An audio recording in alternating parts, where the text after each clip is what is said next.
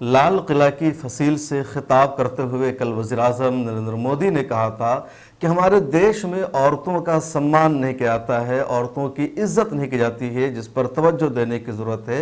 और उसी दिन यानी कल 15 अगस्त की शाम को ही गुजरात की जेल से बिल्किस बानो के गुनहगार, उसके साथ गैंग रेप करने वाले तमाम मुजरिमों को गुजरात सरकार ने माफ़ी दे दी, सब तमाम को जेल से बाहर निकाल दिया। वज़ीर-ए-आज़म नरेंद्र मोदी दिन में कह रहे हैं, लाल किला की फसील से कह रहे हैं और तिरंगा झंडा को लहराने के बाद कह रहे हैं कि हमारे देश में औरतों का सम्मान ज़रूरी है, औरतों की इज्जत ज़रूरी है। उसका यह भी मतलब है कि जो कोई भी औरतों के साथ खिलवाड़ करता है, औरतों के साथ रेप करता है, तो उनको सख्त से सख्त सज़ा मिलनी चाहिए। और उसी दिन उसी शाम को गुजरात सरकार उन तमाम गैंग रेप के मुजरिमों को रिहा कर देती है, उन्हें माफ़ी दे देती है, जिन्हें सीबीआई की खुसूसी अदालत ने लाइफ टाइम की सज़ा सुनाई थी, उम्र कैद की सज़ा सुनाई थी और वो सब जेल में मौजूद थे। वज़ीर-ए-आज़म नरेंद्र मोदी की बातों को देखकर कभी कभी लगता है कि आखिर वो कहना क्या चाहते हैं।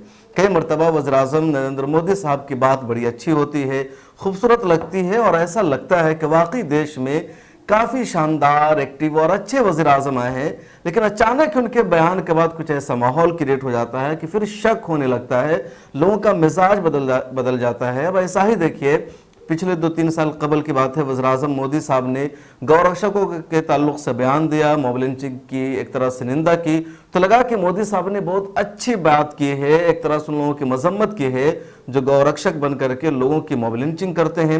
लेकिन उसके बाद मॉब लिंचिंग की तादाद में और इजाफा हो गया, तो फिर लोगों को शक होने लगा कि कहीं कोड वर्ड था कि जो उनके फॉलोवर्स है, जो उनके चाहने वाले हैं, वो जय श्री राम का नाम लेकर के लोगों को, बेगुनाहों को मार रहे हैं। अब कल ही की बात है, गुजरात की सरकार ने मोदी के खिताब के बाद ही उन तमाम मुजरिमों को और 15 अगस्त को आज़ादी का परवाना अता कर दिया जो जेल में बंद थे। क्या आज़ादी का मतलब होता है कि गुनहगारों को जेल से बाहर निकाल दिया जाए? बिल्किस बानो का जो केस है कोई आसान या नॉर्मल केस नहीं, बल्कि बदतरीन केसों में से एक केस है। 2002 में गुजरात में फसाद हुआ था, दंगा हुआ था। इस फसाद को मुस्लिम नस्लकुशी का नाम दिया था क्योंकि मुसलमानों का कत्ले आम हुआ था गोधरा एक्सीडेंट के बाद। उस फसाद में गुजरात की रहने वाली बिल्किस बानो के साथ एक गैंग ने रेप किया था, यानी गैंग रेप हुआ था और एक ग्रुप ने उनके साथ रेप किया था, इज्तिमाई इस्मत दरी की थी। और जिस वक्त बिल्किस बानो के साथ रेप का मामला पेश आया था, उस वक्त बिल्किस बानो 5 महीने की प्रेग्नेंट थी, वो हामला थी, यानी 5 महीने की हामला थी बिल्किस बानो। और इस सिचुएशन में उनके साथ एक ग्रुप ने गैंग रेप किया, इज्तिमाई इस्मत दरी की और कोई उनकी फरियाद को सुनने वाले नहीं था, कोई उनका केस लड़ने वाला नहीं था। बिल्किस बानो खुद इधर से उधर के चक्कर काट रही थी, थाने जा रही थी, पुलिस स्टेशन जा रही थी, मजिस्ट्रेट के यहाँ जा रही थी कि कोई उसका केस सुन ले। और आखिरकार सीबीआई की अदालत में मामला पहुंचा और 2008 में मुंबई में सीबीआई की अदालत ने 11 गुनहगारों को उम्र कैद की सज़ा सुनाई। इस पूरे मामले में 11 लोगों को मुजरिम करार दिया गया और सीबीआई की स्पेशल अदालत ने उन 11 लोगों को उम्र कैद की सज़ा सुनाई। ये तमाम मुजरिम गोधरा की जेल में थे और 14 साल इनकी सज़ा को पूरे हो चुके थे। उसके बाद इनमें से किसी एक ने हाई कोर्ट में अपनी जमानत के लिए याचिका दायर की, अर्जी दायर की। हाई कोर्ट ने गुजरात सरकार से कहा कि इस पर गौर करे कि क्या इन मुजरिमों को माफ़ी मिल सकती है। और उसके बाद गुजरात सरकार ने अपनी माफ़ी पॉलिसी के तहत इन 11 के 11 गुनहगारों को, रेपिस्ट को, मुजरिमों और जानियों को जेल से बाहर निकाल दिया है, इन्हें माफ़ी का परवाना अता कर दिया है। और जो ताज्जुब खेज बात है वो ये कि जब ये जेल से बाहर निकले हैं, तो जेल से बाहर निकलने के बाद इन रेपिस्टों का, इन मुजरिमों का शानदार स्वागत किया जा रहा है, इनको मिठाई खिलाई जा रही है। आप स्क्रीन पर ये तस्वीर देखिए कि किस तरह इनका लोग बाहर वेलकम कर रहे हैं, इनका इस्तकबाल कर रहे हैं। आखिर कितनी शर्मनाक बात है।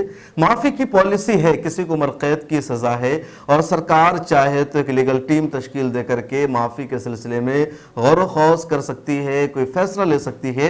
लेकिन क्या ऐसे मुजरिमों को माफ़ी दी जाएगी जो रेप के मुजरिम हैं, जिन्होंने एक हामला औरत के साथ इज्तिमाई इस्मत दरी की और तन्हा नहीं की बल्कि पूरे ग्रुप के साथ की। और इतना ही इनका बड़ा जुर्म नहीं था, बल्कि इन 11 मुजरिमों का एक और संगीन जुर्म यह है कि इन 11 मुजरिमों ने बिल्किस बानो की फैमिली के 7 मेंबर्स का कत्ल किया था, उनकी हत्या कर दी थी। तो इनका ये डबल जुर्म था, एक गैंग रेप का और दूसरे कत्ल का। और इतने संगीन मुजरिम को जिन्हें उम्र कैद की सीबीआई अदालत ने सजा दी थी, गुजरात सरकार ने आसानी के साथ रिहाई कर दी है, इन्हें रिहाई का परवान अता कर दिया है। और ये सब जेल से बाहर आकर मिठाई खा रहे हैं, खुशियां मना रहे हैं। और इन लोगों को देखिए कौन है, इनकी क्या जहनीत है, कैसा दिमाग होगा जो इनको मिठाई खिला रहा है, इनका वेलकम कर रहा है, इनका स्वागत कर रहा है। और ये सब कुछ 15 अगस्त को हुआ। किसी और तारीख में होता, किसी और दिन होता तो शायद ज्यादा ताजुब नहीं होता। और वज़ीर आज़म नरेंद्र मोदी के उस बयान के बाद हुआ जिसमें उन्होंने वोमेन के डिग्निटी की बात की। और वज़ीर आज़म नरेंद्र मोदी के इस बयान को रबीका लियाकत और इस तरह की वो पत्रकार जिनका काम ही एक तरह से सिर्फ चमचागिरी करना है, वो बड़े फख्र के साथ शेयर कर रहे थे कि हमारे देश में औरतों को सम्मान नहीं दिया जाता, औरतों को इज्जत नहीं दी जाती है। वज़ीर आज़म नरेंद्र मोदी महिलाओं के इज्जत की बात कर रहे हैं। आप पहले सुनिए वज़ीर आज़म नरेंद्र मोदी ने लाल किला की फसील से औरतों के ताल्लुक से क्या कहा था। देशवासियों के सामने नहीं कहूंगा तो कहां कहूंगा, और वो है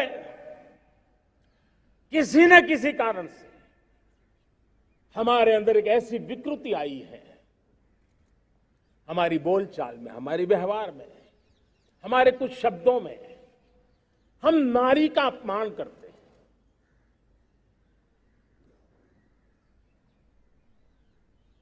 क्या हम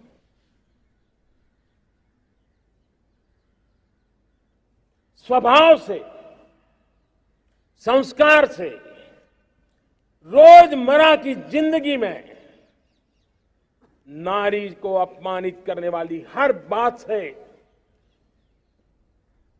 मुक्ति का संकल्प ले सकते हैं?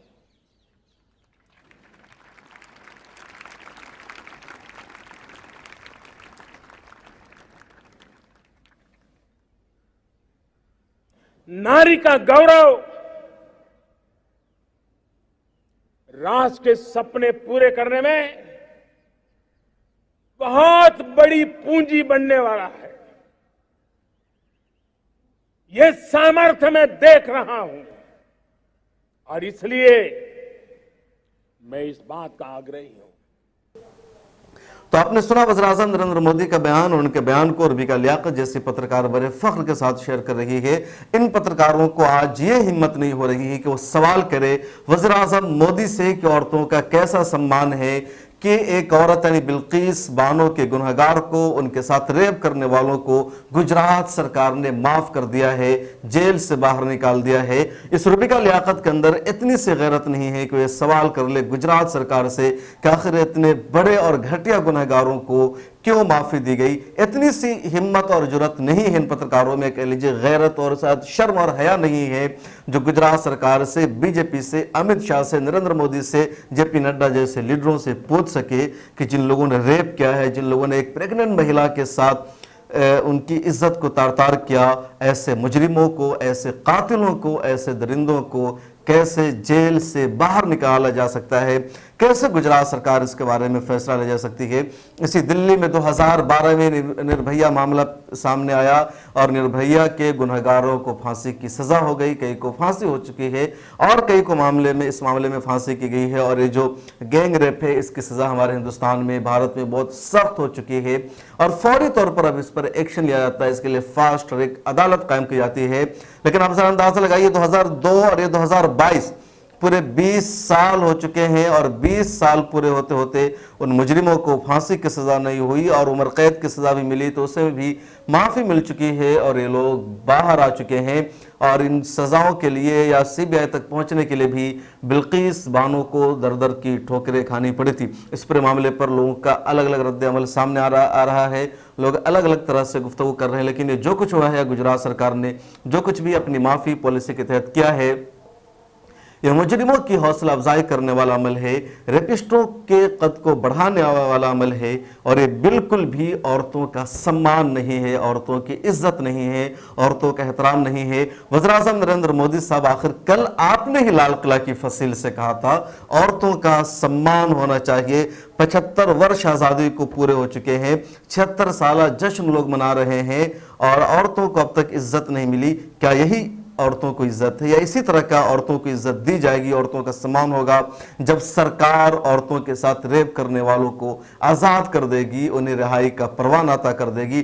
क्या इस तरह औरतों की डिग्निटी और औरतों का वक़ार बहाल होगा जब गैंग रेप के मुजरिमों को जेल से बाहर ला करके मिठाइयाँ खिलाई जाएगी? क्या इस तरह इस देश की महिलाओं को उनका सम्मान, उनका वक़ार और उनकी इज्जत मिलेगी? एक सवाल है जिसका जवाब आप लोगों को भी देना चाहिए और इस तरह के मामले पर आप अपना नज़रिया भी ज़रूर लिखें, सोशल मीडिया पर लिखें, ट्विटर पर आकर के लिखें कि आप इस फैसले के बारे में, गुजरात सरकार की इस माफ़ी के बारे में आपकी क्या राय है। मेरे साथ इस वीडियो में इतना ही। आपसे रिक्वेस्ट है कि मिलत टाइम्स को सोशल मीडिया के सभी अकाउंट्स पर फॉलो कीजिए और हमारे मोबाइल ऐप को ज़रूर डाउनलोड कीजिए।